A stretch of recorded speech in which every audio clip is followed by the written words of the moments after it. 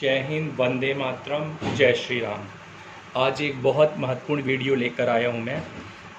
और जो अभी आप लोग लगातार न्यूज़ में सुन रहे हैं, तीस्ता जो था, आप लगातार सोच रहे कि नरेंद्र मोदी जी को कैसे फंसाने की कोशिश की जा रही थी और उनमें किसका हाथ था, ये पूरी देश की जनता को जानना है। क्योंकि कुछ जो कुछ सच होते जो कि देश से छुपाए गए हैं, चाहे वो गांधी जी के समय का हो, चाहे नेहरू जी के समय का हो, और चाहे वो एक सुभाष चंद्र बोस की मृत्यु का सच हमारे सामने सुना है। तो ऐसा ही एक सच है गोधरा, जो कि गोधरा कांड हुआ था, आपको सभी याद है। और किस प्रकार से राजमाता जो सोनिया गांधी हैं, जो कि हमेशा मोदी जी पे इल्ज़ाम लगाती थी कि मौत के सौदागर, तो मौत के सौदागर मोदी जी नहीं थे मैडम जी, मौत की सौदागर आप थी। और आज आइए आपके मौत की सौदागरी का हम एक कच्चा चिट्ठा खोल के देश की जनता को दिखाना चाहते हैं।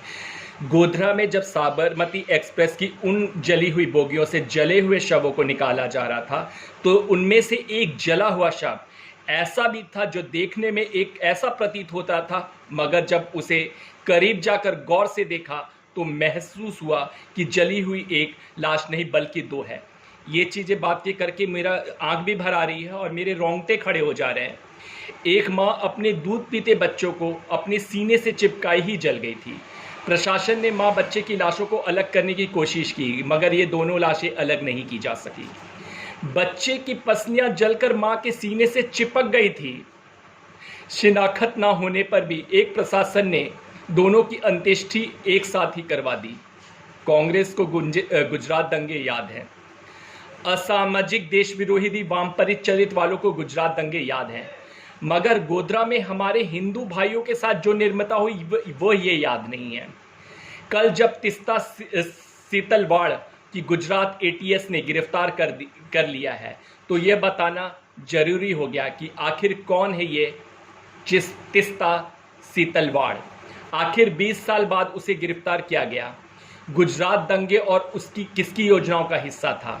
कैसे मोदी जी को इस दंगे का जिम्मेदार ठहराने की नाकाम कोशिश की गई? क्या आपको पता है कि तीस्ता सीतलवाड़ के एनजीओ को यूपी सरकार के शिक्षा मंत्रालय ने फंड दिया था? देख लीजिए, यूपीए सरकार के शिक्षा मंत्रालय। ये है कांग्रेस का दोगला चरित्र। मुझे कोई शर्मिंदगी नहीं होती है कि मैं इनको दोगला कहूं, क्योंकि ये दोगले हैं ही। तीस्ता सिलवार की गुजरात आतंकवाद निरोधी दस्ते एटीएम द्वारा सड़क मार्ग से अहमदाबाद लाया गया। और ये अभी आपको बहुत कुछ है कि जो क्या आपको मतलब मात्र 20,000 महीना कमाने वाले सीतलवाड़ रातों रात कैसे अरबों के मालिक बन गए? प्रश्न चिन्ह है। एनजीओ चलाने वाले, जो कि आज तक ये एजेंडा चलाया जा रहा था, अपने पास मंडरा रहे देश के अराजकता फैलाने वाले तीस्ता सीतलवाड़ जैसे असामाजिक देश विरोधी वामपंथी चरित्र वालों को पहचाने और उन्हें बेनकाब करे। यह सबका दायित्व होना चाहिए। यही नहीं, तीस्ता सीतलवाड़ के अलावा तुरंत राजदीप सरदेसाई और सागरिका घोष को भी गिरफ्तार करके उन पर रासुका लगाया जाना चाहिए, क्योंकि इन लोगों ने पिछले 20 सालों में नरेंद्र मोदी के नाम पर जो रोटियां सेकी हैं।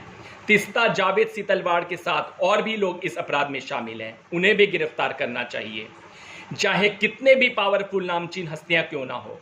सिर्फ तीस्ता सीतलवाड़ ही नहीं, कहानियां गढ़ने वाले पत्रकारों के कारगुजारियों की भी जांच हो। आखिर क्या कुछ उन्होंने बदले में मिल रहा था? आलीशान बंगला और अथाह संपत्ति के मालिक, भ्रष्टाचार के पुजारी, ऐसे कई पत्रकारों के सच को देश की जनता के सामने लाना चाहिए। तीस्ता सीतलवाड़ को गुजरात आतंकवाद निरोधी दस्ते एटीएम द्वारा सड़क मार्ग से अहमदाबाद लाया गया। अब सीतलवाड़ को यह बताना पड़ेगा कि जब दंगे हुए, नहीं तो दंगे के एक दिन पहले गुजरात दंगों के बारे में उसे रिपोर्टिंग कैसे की, उसे दंगे की भनक कैसे और कहां से लगी। तीस्ता सिलवाड़ के बाद राजदीप सरदेसाई का एक नंबर है, क्योंकि उसने भी फर्जी रिपोर्टिंग करके पद्मश्री लिया है। तीस्ता सीतलवाड़ मतलब पत्रकार, राजनेता, एनजीओ, कुछ वकीलों और आतंकवादियों का ऐसा गठजोड़ जो इस देश को दीमक की तरह खा रहा है। विदेशी पैसों से देश को जलाने वाला पूरा गैंग सामने आएगा जिस दिन तीस्ता सीतलवाड़ का असली चरित्र देश के सामने आ जाएगा।